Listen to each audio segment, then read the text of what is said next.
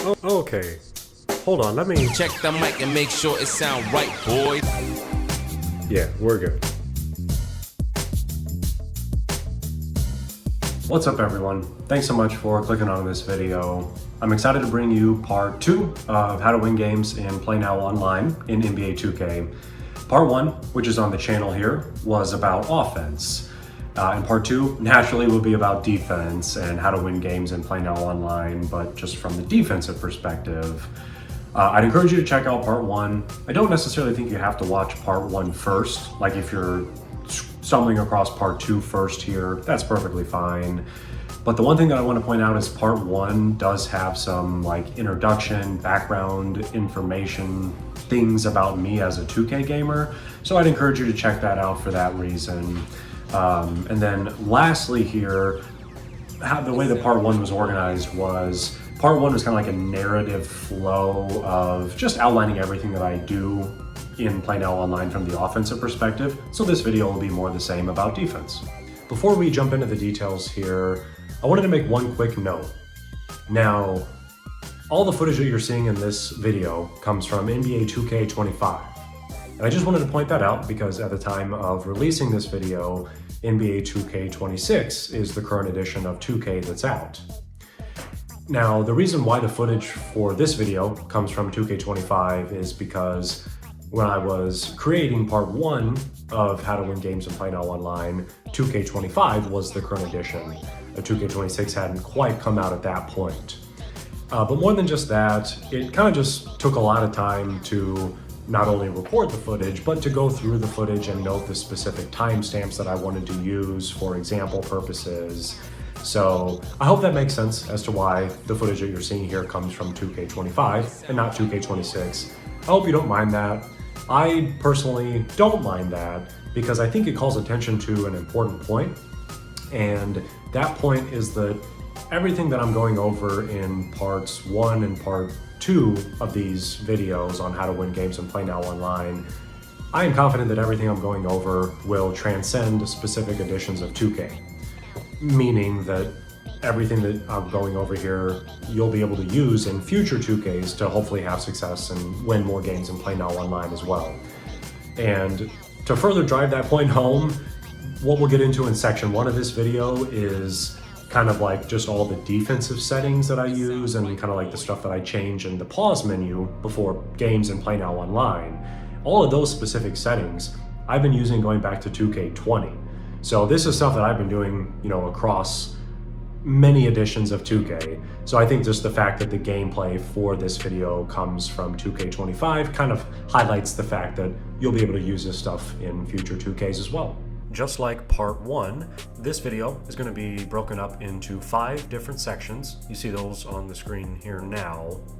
The first part, like I mentioned, will be defensive settings, and then I've also got 2 core principles that I kind of always keep in mind, defensively whenever I'm playing a game in Play Now Online.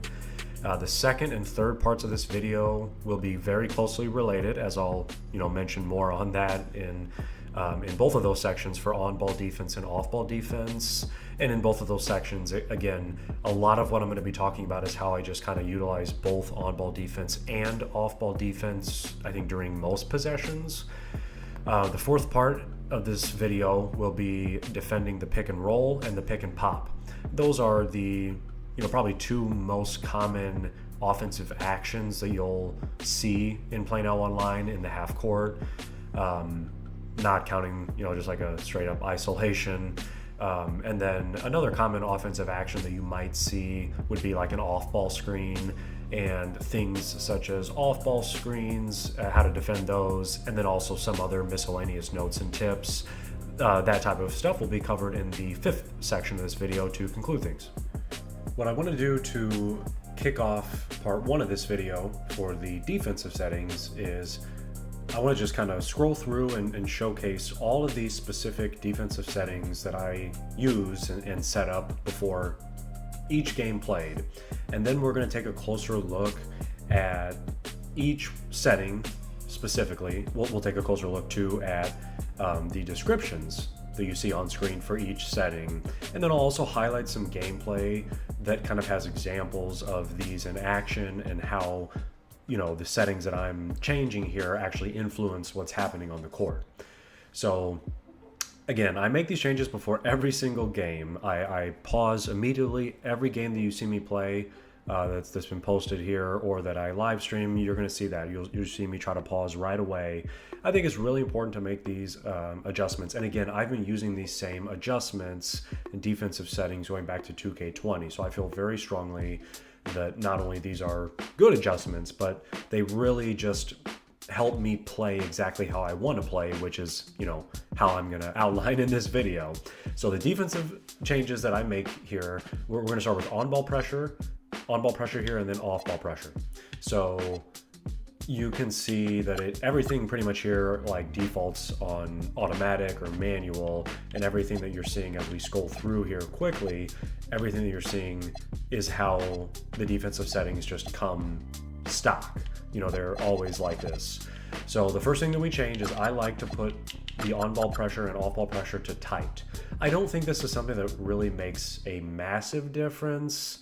And especially since we're probably going to be, moving the necessary defenders ourselves that we have to worry about. I don't think it makes a super difference. I don't think it makes a massive difference for that reason, but I like to just kind of note this, especially for the off-ball one, just so that our off-ball defenders that we're not controlling will hopefully stay close to good shooters.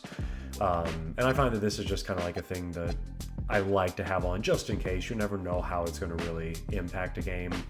And then we'll also put our on-ball screen to go over. That'll be the first thing that we do is to go over. Now this again isn't super important because, and we'll get into this in further parts of this video, but most of the time what I'm trying to do is click on and fight over the on-ball screen myself. So I'm trying to do exactly what this setting is. I guess it's just like if I happen to click off before I finish fighting over the on-ball screen, hopefully this defensive setting will help me fully fight over. And then for an off-ball screen, for the hedge, I like to click no hedge. We're going to get back in, we'll get further into this in a later part of the video when we discuss defending the on-ball screens and the pick and pop and pick and roll. But the no hedge, as you can see quickly here in the description, this refers to the big man. Essentially the hedge defender is the big man who's defending the opponent's big that's setting the screen. And essentially the defender is just going to drop down. He won't bite up if you set this to no hedge. So I like to set this up. And then I will set our off-ball screens to go over as well, just kind of in tune with what we do. For the on-ball, I like to just have the off-ball get played the same way, just to fight over that. I think that gives you the best shot to actually stay with a shooter. If there's an off-ball screen that's set for that shooter, this gives you the best shot to fight over that and to actually contest that, in my opinion. If you go under, I think they can just get lost, like the off-ball defender can get lost. Again, not something that matters a ton, since if there's a lot of off-ball screens being set, we're probably going to click on to those ourselves and take them away that way. But setting this up this way, again, I think just makes our off-ball defenders and our CPU defenders a little bit more active. And screen help rules and drive help rules are the last things that I change.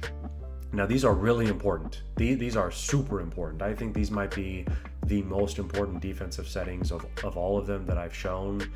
And the way that I set these up is for no help on both of them.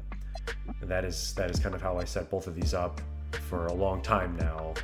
Now, we're going to get into specific examples again here shortly of how both of these come into play, but this is very important because this impacts CPU defenders and how CPU defenders will react to what happens on the court and what the offense does, what the opponent does on offense. So again, one final look through all the changes we make. I put on-ball pressure and off-ball pressure to tight. On-ball screen is to go over and no hedge. So just these two. on ball screen, go over, and then no hedge. And then we are also trying to fight over the off ball screen. So I put this on go over. And then for screen help rules, we're going to note that as no help, and then drive help rules, no help as well. Before we get into my core defensive principles, I want to show two examples of how drive help rules and screen help rules come into play. Now, these first two clips that you're going to see here are of me on offense, and they were used in part one of this video. Here we've got Mike Conley on a straight line drive to the rim, and my opponent's corner CPU defender helps off of his man. Now, if you leave drive help rules on automatic, that can open the door for something like this to happen. Again, the CPU defender helps off of the corner, and as you can see, we're able to hit that shooter in the corner, Anthony Edwards, for an open three. And here's another similar but slightly different example, and I think both drive help and screen help rules come into play here. Now, Tyrese Maxey is just barely starting his drive, coming off of a screen. And again, my opponent's CPU corner defender is already starting to help off of his man. And that is definitely not needed in this scenario because, as you can see, my opponent is user controlling Derek Lively, so he's already taking away anything that we're going to get, going to the paint with a drive or even by passing the ball to Embiid. So this is another really good example of if you leave drive help and screen help rules on automatic, you kind of just subject yourself to something like this happen, as this again leads to a wide open corner three. Now, here we are on defense as the Celtics, and I want to just show a quick example that kind of highlights how your CPU defenders will react if you set screen help and drive help rules to no help. Now, here my opponent with John Paxson on the classic Chicago Bulls has already gotten very deep into the paint. He's already, practically at the rim. And take a look at Porzingis, Kristaps Porzingis in this scenario there on the left. Now, I want to be transparent and tell you that this isn't the best example of this, but it definitely highlights it. Normally, you would think that Scottie Pippen or someone who's in the corner would probably be a little bit more spaced out. Like Pippen is only in the mid-range right now.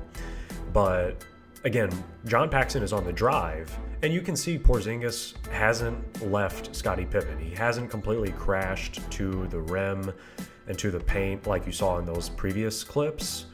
And the reason why he hasn't is because we have set up drive help rules, to have no help at all. And again, not the best example here because I'm a smidge late to contest the shot with Al Horford, so he ends up scoring. But theoretically, it's good that, Kristaps Porzingis didn't leave Scottie Pippen because that would have given my opponent the opportunity to pass the ball to Pippen and it would have been an open jump shot. And again, if Pippen is set up at the three-point line, then that would have been an open three-point shot. So a good way that illustrates that, I think, in this example, and again, it's just more important when the team you're playing is better spaced than this example. And my last caveat here is what I'm doing with Al Horford is actually something that we'll talk about further in this video in the off-ball section. And I want to touch quickly on one defensive setting that I don't typically change, and that is cutter help rules. Now again, I historically have just left this on automatic, and I'm certainly not against changing this, and I don't have a specific reason for leaving it on automatic. I just feel that changing screen help and drive help rules to no help tends to take care of everything that I'm worried about in terms of making sure that we don't over-rotate defensively. But I actually might consider putting cutter help rules to no help as well, just because it's kind of along the very same lines here. So just want to point that out. I'm definitely not against changing this setting as well. Getting into my first core principle, the first thing that I live by in Play Now Online is half-court, man-to-man defense. And when I say live by, I mean that, as I try to play solid half-court man-to-man defense 100% of the time, each game. Now, something that I touched on in part one on offense was zone defense and attacking a zone from the offensive perspective. And I mentioned this in the first video, but I feel that zone is much more effective in rec than it is in Play Now Online. And just from my experience, I'm very confident that you'll have success finding shooters in the half court if your opponent is playing a zone. What you tend to see is, 2-3 zone. If you want more information on that, watch part 1 on, kind of how to attack a zone in the half court. So that's part of why I try to just personally play solid half court man-to-man defense. The second principle that I live by defensively is discipline. And there are a few different ways that this comes into play. Again, in regards to half court man-to-man defense, one way that I exercise discipline is I rarely press up unless it's late in the game and we're trailing.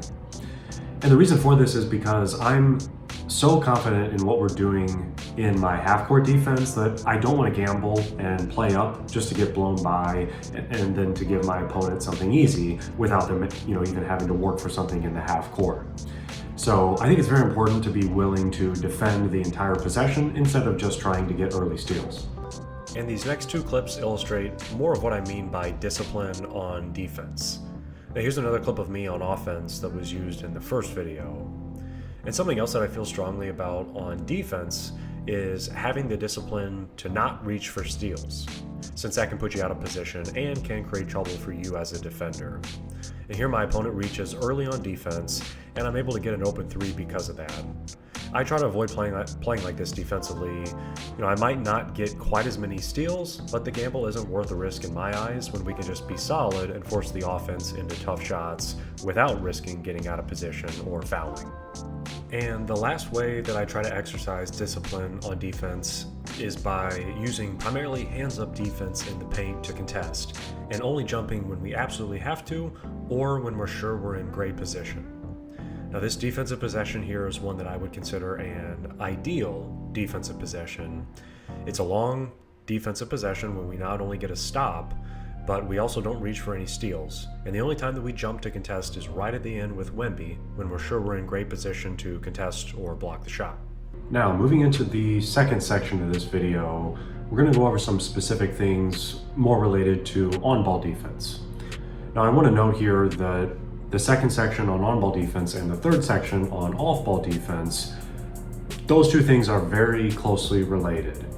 And before I explain how they're especially closely related for my defense, I want to kind of just address a topic that I think is very relevant and has been very relevant for a long time as it relates to defense, not only in NBA 2K, but in Play Now Online. Now, this may have changed a little bit, in recent years, but I think a prevailing sentiment among 2K gamers is you have to play 100% on-ball defense no matter what. And if you don't do that, then you are somehow inferior or you're in the wrong. I'm putting this out because I could not disagree with this take more. And when I say that on-ball defense and off-ball defense are related, what I mean is my style of half-court defense largely utilizes both. And I largely utilize switching back and forth strategically between being the on-ball defender and being the off-ball defender, or being an off-ball defender. And I just think that that's, that type of thinking that you have to be playing on-ball defense 100% of the time is going to get you in trouble. And, again, I think that's just kind of something that, has been prevalent in the 2K community for a long time now. I don't know if it's exactly like an ego thing or what, but I just think that's a way that you can get in trouble defensively. And I'm really against extremes on defense. And what I mean by that is I think you can get in trouble defensively in Play Now Online if you play 100% on-ball defense all the time, or if you play 100% off-ball defense all the time. I think that will get you in trouble. And I also think you'll get in trouble defensively if you sit back in a zone and play too much half-court zone. The things that influence how and when I switch between on-ball and off-ball defense throughout a possession are my personnel, my opponent's personnel, game and time situation, and how my opponent is attacking on offense. And I feel like switching back and forth between controlling the on-ball defender and off-ball defender strategically makes it difficult for your opponent to get a feel for what you're doing defensively, and they hopefully won't know where to attack since they don't know for sure who you're going to be controlling defensively. Now I want to note too that the vast majority of the time, the off-ball defender that I'm switching back to is the center, since he is the anchor defensively in my eyes, and will especially prioritize switching back to him if he's guarding someone who can't shoot. Now, let's take another look at the previous clip that was shown. As my opponent brings the ball up the court, you see us click onto the on-ball defender, showing that we're willing to defend on ball. Now, right as my opponent settles in with the ball handler and looks like he's going to try to attack with him, I make my first switch back to Wemby to hopefully throw my opponent off. I also want to note here too that this possession is a good example of setting on-ball and off-ball pressure to tight, as our CPU defenders do a good job staying close to their matchups throughout the possession. As the ball swings to the right side of the floor, you can see us click on with Vassell, then back to Wemby, then to Castle in the corner as his man catches the ball. This time with Castle, we hold our ground for a second, and then once we're sure we've taken away the opponent's drive attempt, then we quickly get back to Wemby. And lastly for this possession, you saw us click on for just a second with Schoen, giving the impression that we're going to defend with him.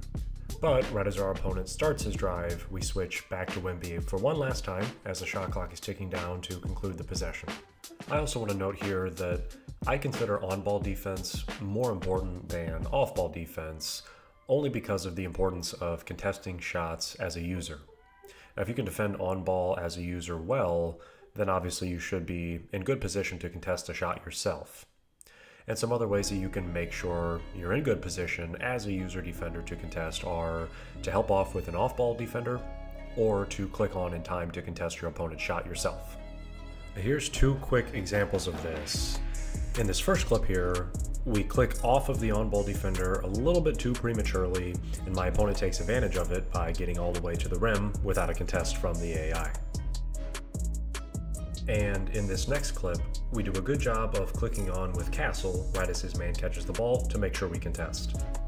So if you're looking to get more stops in Play Now Online, make it your goal to end every possession by getting a contest yourself and not leaving it up to the AI. Continuing the theme of strategic on-ball defense, it's also smart to prioritize defending on-ball with your best on-ball defenders, particularly ones who have on-ball menace. Here we do just that with PG and influence a bad shot.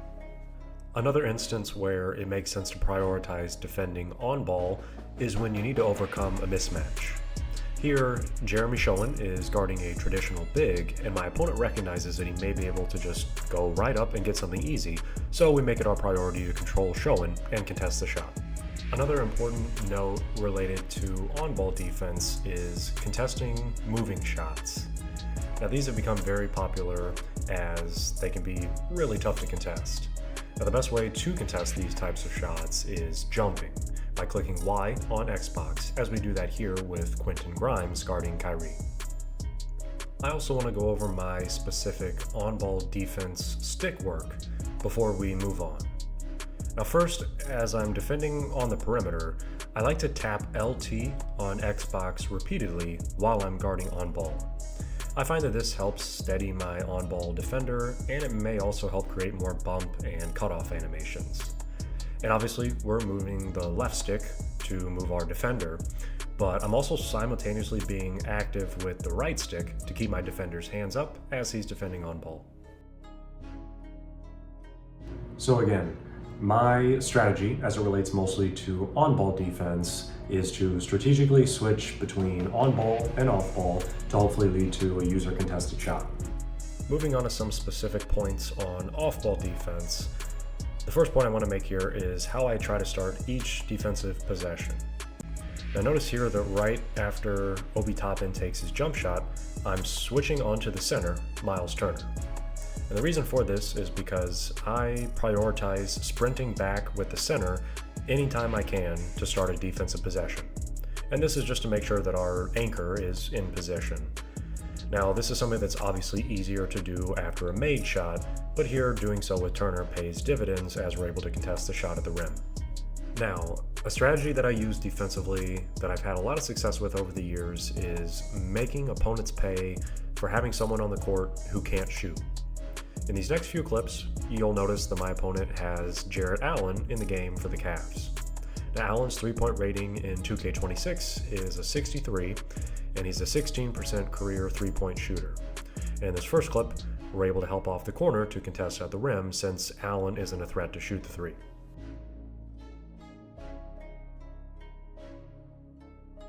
Here's another example from the same game. Notice again how on these possessions, we aren't just only controlling the defender who's guarding the non-shooter. We're still actively making switches between on-ball and off-ball, but we prioritize controlling the off-ball defender who's guarding the non-shooter a bit more. I do also want to point out here that Allen is actually a pretty good mid-range shooter with an 82 midi. But this style of off-ball defense is still relevant even with Allen spotting up in the mid-range, since our off-ball defender who's helping off, Porzingis, is still close to Allen to recover if our opponent passes him the ball. And I don't even think that this is the best example of this, since there are many popular teams that have bigs who are worse shooters than Allen, including Zubac on the Clippers, Mitchell Robinson on the Knicks, Gafford and Lively for the Mavs, Gobert on the T-Wolves, Hartenstein on the Thunder, and Clint Capella and Steven Adams for the Rockets. It's also very important to note that if your opponent is playing a lineup that does have 5 shooters, it's more important to prioritize on-ball defense, of course, in that type of scenario. The final topic I want to go over in this section is off-ball screens for shooters. As noted earlier, I set my defensive settings for the CPU to go over off-ball screens, and you can see that in work here as the CPU does a decent job fighting over and staying with his man. However, if you do run into an opponent who's having a lot of success finding shooters coming off of off-ball screens, then the best way to defend this action would be to click onto the screener's defender, resachet, icon B, and close out to the shooter yourself. This is a faster way to make sure you don't give up an open look if your opponent is having success with this. And this will also initiate a switch so that the other defender, icon X, will just stay with the screener. Moving into the fourth section, I think it's important to have a strategy for defending both the pick and roll and the pick and pop, as these are two related actions that are very common in Play Now Online. Before we get into the details of how I try to take these actions away, I want to note again the settings that I change that are related to both pick and rolls and pick and pops. What's most important here, especially for pick and rolls, is the hedge setting. Now take a look at Jaden McDaniels. As his man is setting a ball screen, you can see that he's not hedging, or he isn't helping up at all on the screen. And one reason why this is more important for this style of defense is that the hedge defender in these situations tends to be an AI as the screen is being set, so I rely on this setting to keep him in the position that I prefer. Now, to go along with the hedge defensive setting, my first step to defending the pick and roll is to fight over the screen myself as the on-ball defender, which is exactly what we set the on-ball defensive setting to. And I can't stress the importance of this enough in terms of fighting over the on-ball screen as a user defender, as this is another staple of what I've done for a long time now in Play Now Online. I always try to be proactive and attack the screen as it's being set to fight over it. As you see here, we're first going to click onto the on-ball defender and make contact with the screener to try and get that screen out of there before the ball handler can use it to open anything up, just as Ant does here. Then, once we've fought over the screen and have the on-ball defender in good position, what we'll quickly do next is switch onto the player who's defending the roll. This plays off of the idea of having no hedge, as McDaniels is in a good position here to take away the roll after we fought off the screen with the on-ball defender. And then, immediately after, on a rescreen, we fight off the screen the exact same way and are able to get a stop and a rebound with McDaniels. Here's another example where we quickly fight over the on-ball screen as the user. One thing that I want to add here to the concept of fighting over an on-ball screen is that I also try to tap the right trigger repeatedly as I'm fighting over the screen myself with the on-ball defender. I mentioned that earlier in the video for controlling an on-ball defender when guarding one-on-one, but that's also beneficial here when fighting over a screen too. And again, once we have fought over the screen, I quickly click RB and LT on Xbox to switch on to the Rollman's defender, Porzingis. Here, the spacing isn't great on my opponent's pick and roll as it's being set too close to the paint, so I'm aided by Brown being in a good position from fighting over the screen, and he's able to contest the shot as an AI, which leads to a stop. One great additional benefit from trying to fight over the screen yourself as the on-ball defender is that this increases your chance to get an illegal screen called in your favor. Now these calls will kind of just happen every now and then in 2K, it seems, no matter what, but fighting over the screen yourself gives you the best chance to get more of those calls to go in your favor, from my experience. You see that at play here as we fight over Nick Richards' screen with Halliburton and draw an illegal screen call. And it's worth noting again, our goal isn't to draw an illegal screen, our goal is to fight off the screen as a user to get rid of the screen and position the on-ball defender to resume one-on-one defense. Then we get to switch out of there and control the big.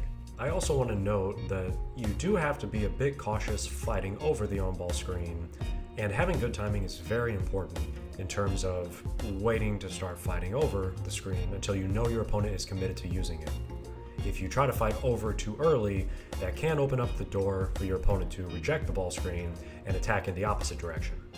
Here we do give up a bucket that exact way, but instances like this are not the majority, and you can see we do have Naz Reid in the vicinity here defensively, but we're just not quite able to get to the drive to contest. So once more, the main objective of defending the pick and roll is to fight over the screen as the user to keep the on-ball defender in position to defend the ball handler before we switch to the center. Now with this style of defense, we are conceding the mid-range a bit if the ball handler is able to use the screen and get to his spot. However, I use that word conceding somewhat lightly here because if we are able to fight over, we can still contest a moving shot in the mid-range by jumping at it. Or we could help up with the big to contest that type of shot if we run into someone who's having a lot of success with scoring in the mid-range with moving shots, especially coming off of a screen. And here is one final example of this for defending the pick and roll. We fight off the screen ourselves as Ant, then switch back to the center, Naz Reid, to be in good position to defend a roll. We successfully take away the pick and roll to start this game in this example. And to conclude the fourth section, I have two clips to show for how to defend pick and pops. Before we jump into this, I want to point out that I'm actually on offense in these clips and I'm using the pick and pop myself. Now, your first option to defend the pick and pop is to fight over the screen, like you see my opponent do here. After we fought over the screen as the user, then we'll switch back onto the big man like we do to defend the pick and roll. However, once we realize that our opponent is looking for the pick and pop, then we'll close out to the popping big ourselves to hopefully defend the shot. The next and best way to defend this action is to simply switch, which is what you'll see my opponent do here. Now this is another place where defensive settings come into play. Here the CPU automatically switches onto the popping big because of how my opponent set up their defensive settings. So if you aren't going to set your defensive settings to switch the pick and pop, you would just have to icon click onto the defender who is guarding on ball and a newbie in this scenario, and then keep him with the popping big yourself after you fight off the initial screen to make that switch happen and defend the shooter. For this last section, I've got two miscellaneous clips to share. Now this first screenshot is one of the core teams I've been using in 2K, the Hawks. Let's take a look at the lineup in this screenshot, and what you'll notice is that the Hawks star player, Trae Young, isn't in the game. This isn't because I don't like using him, but rather this lineup that you see on the floor, sitting on the bench right now, does a great job maximizing defense and size for the Hawks. So point being, don't feel like you have to use the default starters for a team if you feel that there's another lineup that better suits your style of play. The last note I want to make here is on switching a specific defensive player matchup mid-game. And to conclude the video, we will look at a few examples of different clips again from this game of me as the Spurs versus the Suns. Now in this game here, we start Jeremy Schoen as the defender to guard Kevin Durant, as you see Schoen guarding him here in a possession that results in a bucket. And here you can see us setting our defensive matchups at the beginning of this game, where we assign Schoen to guard Durant and put Wemby on Richards. Now as this game progresses, we notice our opponent is using Durant very effectively on offense. So we elect to make a change to put Wemby as the primary defender on Durant. We do this by pausing and changing the specific defensive setting, just like we did in the previous clip. And we also sub Charles Bassey in so that we can still have a traditional big on the floor to keep an adequate defender on Richards. So there you have it. If you couldn't tell from this video or from part 1, basketball is one of the things that I love the most in this world, and NBA 2K goes hand in hand with that. Going back to 2K18, Play Now Online is something that I've enjoyed and strive to be as good as I possibly can in. So I hope I've helped you do that in some way as well. Thanks so much for watching.